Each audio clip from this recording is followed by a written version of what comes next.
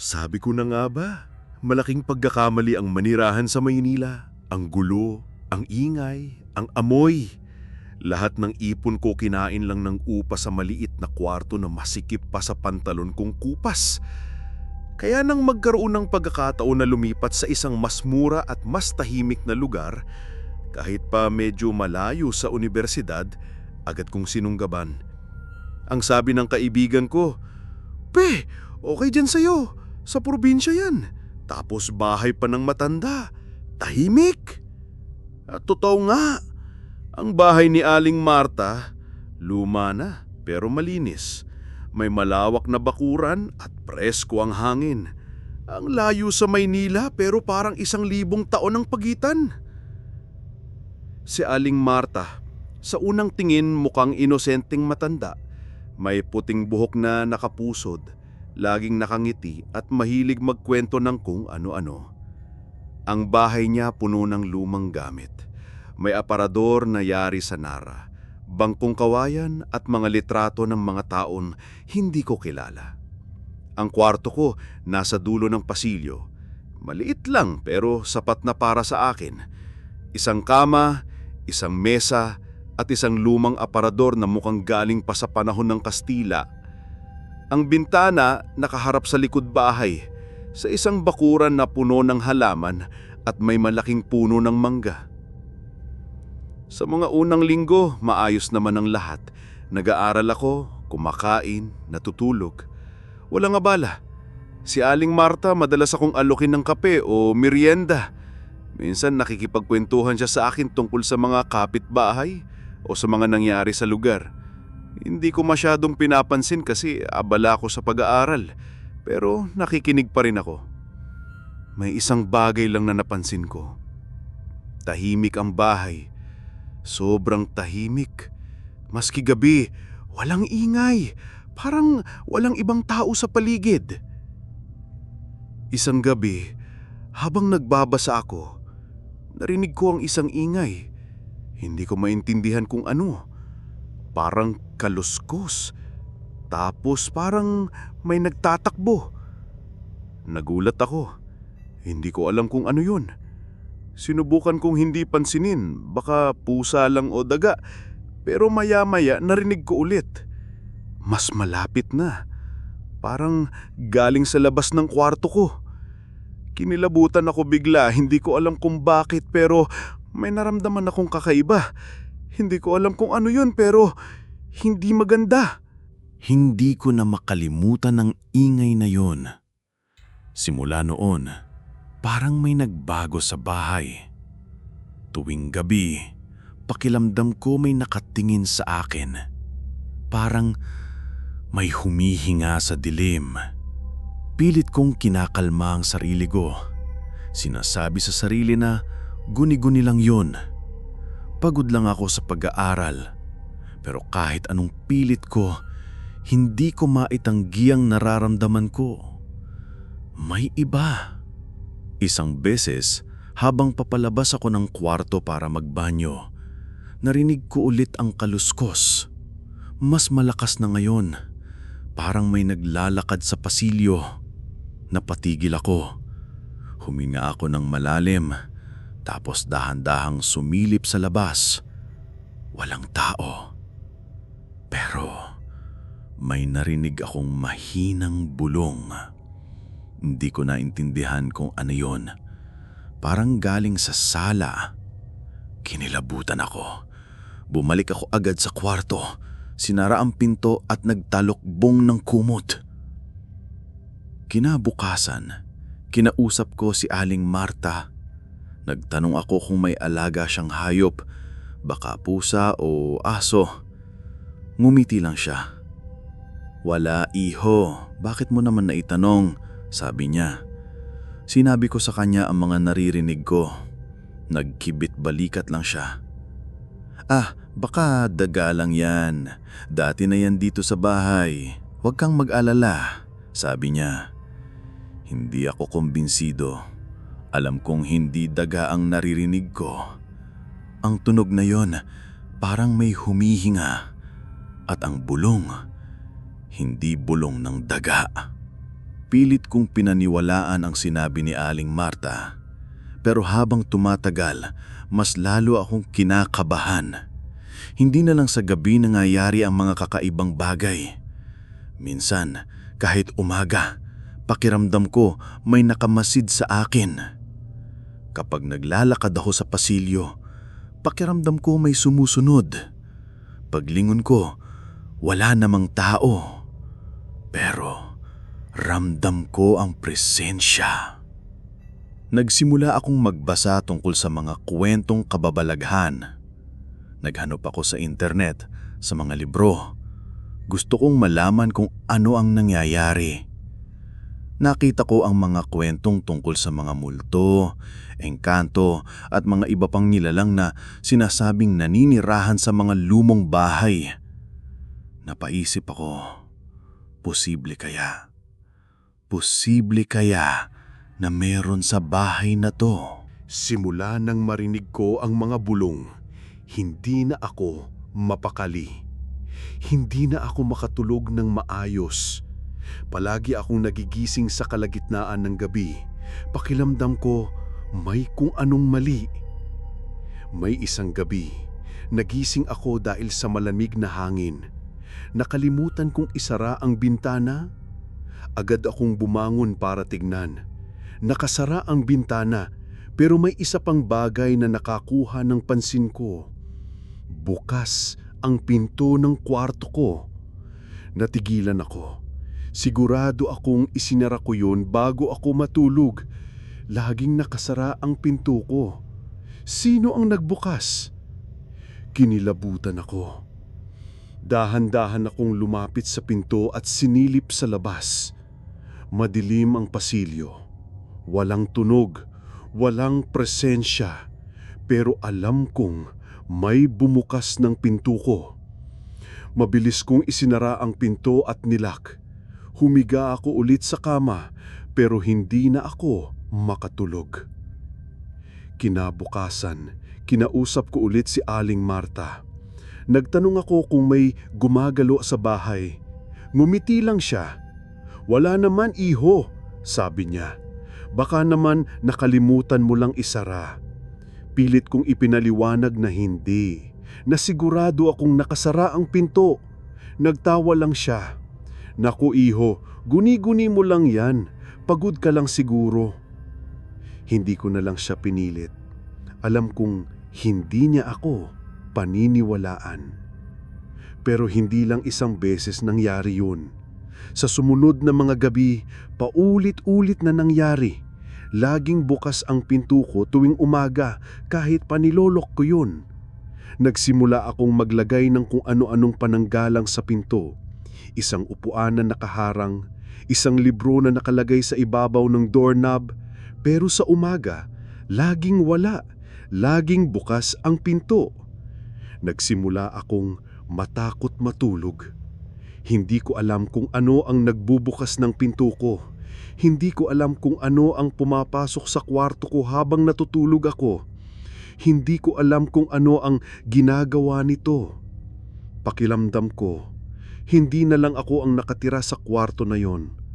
May kasama ako at hindi ko alam kung sino o ano yon. Ang pinto.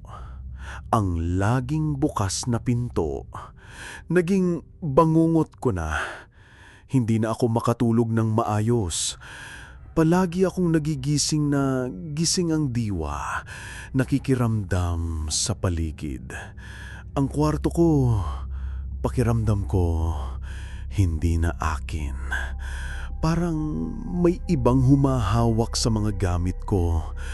May ibang gumagamit ng espasyo. Isang hapon, habang naglalakad ako pabalik sa bahay mula sa unibersidad, may naamoy akong kakaiba.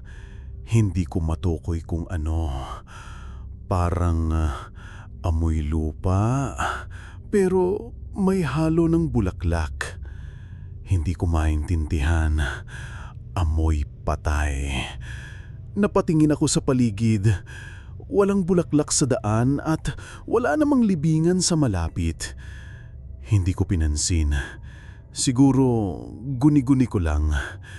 Pero nang makapasok ako sa kwarto ko, naramdaman ko ulit ang amoy. Mas matindi na ngayon.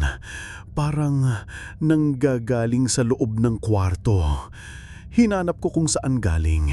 Binuksan ko ang aparador, tinignan sa ilalim ng kama. Walang kahit ano makikita. Pero nandun ang amoy. Hindi ko maintindihan. Napaatras ako. Kinakabahan. Simula noon, palagi nang sumusunod sa akin ang amoy na yon. Sa kwarto ko, sa sala, sa kusina. Kahit saan ako magpunta sa bahay, nandun ang amoy. Nagtanong ako kay Aling Marta kung may naamoy siyang kakaiba. Nagkibit balikat lang siya. Wala naman iho. Amoy luma lang siguro ang bahay, sabi niya. Pilit kong sinabi na hindi, na iba ang amoy na yon. Nagtawa lang siya. Naku iho, ano bang iniisip mo? Wala namang kakaiba dito. Nagsimula akong magduda sa sarili ko. Ako lang ba ang nakakaamoy nito? Nababaliw na ba ako? Ang amoy, parang sumisipsip sa akin. Parang kinakain ako ng dahan-dahan. Ang mga bulong sa dilim, ang laging bukas na pinto, at ngayon, ang amoy. Unti-unti akong nawawala ng kontrol. Hindi ko na maintindihan ang nangyayari at mas lalo akong kinakabahan. Hindi ko na kinaya. Kailangan kong malaman kung ano ang nangyayari. Hindi ko na kaya ang mga bulong, ang laging bukas na pinto at ang amoy. Nagsimula akong maghinala kay Aling Marta. Hindi ko maintindihan kung bakit, pero may kakaiba sa kanya. Ang mga ngiti niya parang may tinatago. Ang mga sagot niya parang pilit. Isang araw, habang nasa labas si Aling Marta para mamalengke, nagpasya akong mag-imbestiga. Sinimulan ko sa sala. Tinignan ko ang mga litrato sa dingding. Karamihan luma na. May mga litrato ng mga bata, ng mga matatanda. Pero may isang litrato na nakakuha ng pansin ko. Isang litrato ng isang babae. Bata pa siya, pero may kakaiba sa mga mata niya. Parang malungkot at parang pamilyar. Lumipat ako sa kusina. Walang kakaiba. Pero pagdating ko sa isang lumang aparador sa tabi ng kusina, napansin ko ang isang bagay. May nakasulat na pangalan sa gilid ng aparador. Hindi ko maintindihan ang sulat. Parang luma na. Pinunasan ko ang alikabok at sinubukang basahin. Hindi ko mabasa. Pero sa ilalim ng aparador, may nakita kong isang lumang kahon, mukhang kahon ng sapatos. Nakakandalo. Sinubukan kong buksan pero hindi ko mabuksan. Nakita ko sa gilid ng kahon ang isang maliit na susi. Kinuha ko ang susi at sinubukan sa kahon. Bumukas. Sa loob ng kahon may mga lumang papel, mga sulat, mga litrato at isang lumang aklat. Binasa ko ang aklat. Luma na ang mga pahina, dilaw na, pero nabasa ko ang pamagat. Mga kwento ng aswang. Nanlaki ang mga mata ko. Aswang? Bakit may aklat si Aling Marta tungkol sa aswang? Binasa ko ang mga pahina. Ang aklat puno ng mga kwento tungkol sa mga aswang, kung paano sila kumakain, paano sila nagtatago. Pero may isang kwento na nakakuha ng pansin ko. Kwento tungkol sa isang aswang na nagtatago bilang isang matandang babae. Naninirahan sa isang lumang bahay, kumakain ng mga tao, at ang amoy ng lupa at bulaklak at ng patay. Nabato ako sa nabasa ko. Ang lahat ng kakaibang nangyayari, ang mga bulong, ang laging bukas na pinto at ang amoy, lahat konektado sa kwento ng aswang. Tinignan ko ang mga litrato. May isang litrato ng isang babae. Nakangiti siya, pero ang mga mata niya pareho sa mga mata ng babae sa litrato sa sala. At siya, mukhang pamilyar. Hindi ko maipaliwanag ang takot na nararamdaman ko. Ang aklat, ang mga litrato, ang lahat ng nangyayari. Nagdududa ako sa katinuan ko. Nabalot ako sa pagkalito at takot. Ang aswang? Posible ba? Posible ba na may aswang sa bahay? At si Aling Marta? Siya ba ang aswang? Bumalik ako sa kwarto ko, dala ang aklat. Hindi ko na alam kung ano ang dapat kong gawin. Kailangan kong umalis. Pero saan ako pupunta? Wala akong pera. Wala akong ibang matutuluyan. Trapped ako. Naalala ko ang sinabi ni Aling Marta dati tungkol sa daga. Daga lang yan, sabi niya. Pero hindi daga ang nakikita ko. Hindi daga ang naririnig ko. Ito'y isang bagay na mas malaki, mas masama. At ang aklat, may isang kwento doon na paulit-ulit na bumabalik sa isip ko. Kwento tungkol sa isang matandang daga. Isang daga na hindi namamatay. Isang daga na kumakain ng mga tao, ng kanilang enerhiya, ng kanilang buhay. Ang matandang daga na lumalabas sa gabi, na nagtatago sa dilim, na nagbubulong sa hangin. At ang amoy ng lupa, bulaklak at patay, ito'y amoy ng kabaong, ito'y amoy ng kamatayan, ito'y amoy ng aswang. Nagsimula akong magduda sa lahat. Ang mga kapitbahay, ang mga kaibigan ko, sila ba lahat ay kasabwat ni Aling Marta? Sila ba ang nagdadala ng mga biktima sa bahay? Ang dami kong tanong, pero walang sagot. Kinabukasan, lumabas ako ng bahay para maglakad.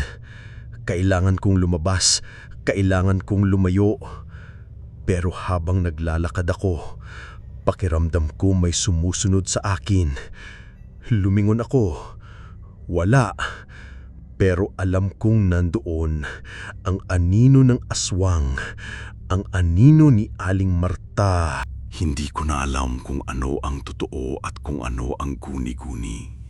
Ang bawat hakbang ko, pakiramdam ko, isang bitag. Ang bawat salita ni Aling Marta, pakiramdam ko, isang kasinungalingan. Hindi na ako makakain. Hindi na ako makatulog. Ang katawan ko, unti-unting humihina. Sinubukan kong tawagan ng mga kaibigan ko, ang pamilya ko, pero walang sumasagot. Ang signal, mahina. O baka naman, ayaw kong sagutin. Baka naman, sila rin bahagi ng lahat ng ito. Nagsimula akong mawalan ng pag-asa. Isang gabi, habang nakahiga ako sa kama, narinig ko ulit ang bulong. Mas malapit na ngayon. Parang galing sa tabi ng kama ko. Napakabilis kong bumangon at sinindihan ng ilaw. Walang tao. Pero may nakita akong marka sa pader. Marka ng kuko. Mahaba, matalim, at kulay pula, parang dugo. Napaatras ako. Pinilit kong maging kalmado, pero hindi ko magawa. Ang marka, parang bago pa. Hindi ko maintindihan. Sino ang gumawa nito at bakit? Biglang may tumunog. Telepono ko. Mabilis kong sinagot. Ang kaibigan ko. Pre, anong nangyayari sa'yo? Ang tagal mong nawala. Sabi niya. Nagsimula akong magkwento sa kanya. Tungkol sa bahay, kay Aling Marta, sa aklat, sa aswang. Natahimik siya. Tapos, nagsalita siya. Pre, alam kong mahirap paniwalaan, pero may narinig akong kwento tungkol sa bahay na yan. Matagal na. Sabi-sabi, May aswang na naninirahan doon. Nagpapanggap na matanda. Biglang bumilis ang tibok ng puso ko. Hindi ako nababaliw. Totoo ang lahat. Totoo ang aswang. Totoo si Aling Marta. Nagsimula akong umiyak. Anong gagawin ko, pre? Hindi ako makatakas. Nahihirapan na ako. Sabi ko. Kailangan mong lumabas dyan, pre. Ngayon na, bago ka pa tuluyang kainin ng aswang. Sabi niya. Pupunta ako dyan. Hintayin mo ako. Ang pagtawag ng kaibigan ko, parang isang malaking bato na bumagsak sa akin. Ang bigat ng lahat ng nararamdaman ko biglang nawala. Hindi ako nababaliw. Totoo ang lahat at may kasama ako. Pero ang pakiramdam ng takot, hindi nawala. Mas lalo pang lumala. Alam kong malapit na siyang dumating. Hindi ko alam kung ano ang gagawin niya. Naalala ko ang lola ko. Laging sinasabi niya, kapag takot ka, magdasal ka. Malakas ang pananampalataya. Nagsimula akong magdasal. Hindi ko alam kung bakit, pero may naramdaman akong kakaiba. Parang may pumapasok sa akin. Isang init, isang lakas. Nagsimula akong tignan ang paligid ng kwarto ko. Kailangan kong makatakas. Kailangan kong magplano. Naghanap ako ng kahit anong pwedeng magamit. Isang lumang lampaso, isang lumang silya, kahit ano. Biglang may narinig akong ingay sa labas ng kwarto ko. Isang kaluskos. Parang may naglalakad. Dahan-dahan kong nilingon ang pinto. Nakasara. Pero alam kong nandoon siya. Sinubukan kong magtago. Sa ilalim ng kama. Sa loob ng aparador. Pero pakiramdam ko, nasaan man ako, mahahanap niya ako. Ang amoy. Ang amoy ng patay, ng lupa at ng bulaklak, mas matindi na ngayon. Parang nasa loob ng kwarto ko. Huwag kang magtago, iho. Boses ni Aling Marta. Ang boses niya, malamig, walang emosyon. Alam kong nandoon ka. Nagsimula akong manginig. Hindi ko alam kung anong ang gagawin. Gusto kong sumigaw, pero walang lumalabas na boses sa akin. Ang lalamunan ko parang may nakaharang. Lumabas ka na, iho. Sabi niya, huwag kang mag-alala. Hindi kita sasaktan. Pero alam kong sinungaling siya. Alam kong gusto niya akong kainin. Naramdaman ko ang pagtaas ng presyon sa pinto. Parang may humahawak sa doorknob. Nagsimula akong magdasal ng mas malakas. Kung ano man ang nangyayari, kailangan kong lumaban. Hindi ako pwedeng sumuko. Ang pinto, dahan-dahang bumubukas. Sumisilip ang isang anino. Hindi ko maintindihan kung ano yon. Parang babae. Pero may mga pakpak at ang mga mata nagliliwanag sa dilim. Ito ang aswang. Ito si Aling Marta. Nagsimula akong magdasal ng mas malakas. Binanggit ko ang lahat ng dasal na alam ko. Ama namin, Aba Ginoong Maria, kahit anong dasal. Tumawa siya. Ang tawa niya nakakakilabot, parang tunog ng mga kuko na kumakaluskos sa sahig. Hindi ka maliligtas ng mga dasal mo, iho, sabi niya. Akin ka na, walang makakatulong sa'yo. Pero may naramdaman akong kakaiba. Ang bawat dasal ko parang nagbibigay sa akin ng lakas. Parang may pumapasok sa akin na enerhiya. Nagsimula akong manindigan. Hindi ko alam kung saan nanggaling ang lakas na yon. Tumayo ako. Nakita ko ang isang lumang rosaryo na nakasabit sa dingding. Rosaryo ng lola ko. Agad kong kinuha yun at hinawakan ng mahigpit. "Hindi mo ako makukuha," sigaw ko. Tumawa siya ulit. "Ang tapang mo naman, iho. Pero hindi sapat yan." At bigla, lumapit siya sa akin. Napakabilis. Hindi ko na alam kung saan ako pupunta. Pero hindi ako sumuko. Ipinikit ko ang mga mata ko at nagdasal ng buong puso. Pinigilan ko ang paghinga ko. At bigla, may naramdaman akong mainit. Parang apoy. Pagdilat ko ng mga mata ko, nakita ko si Aling Marta. Nakatayo siya sa harap ko. Ang mga mata niya nagliliwanag. Ang mga pakpak niya kumakaway. Pero may kakaiba. Parang nasusunog siya.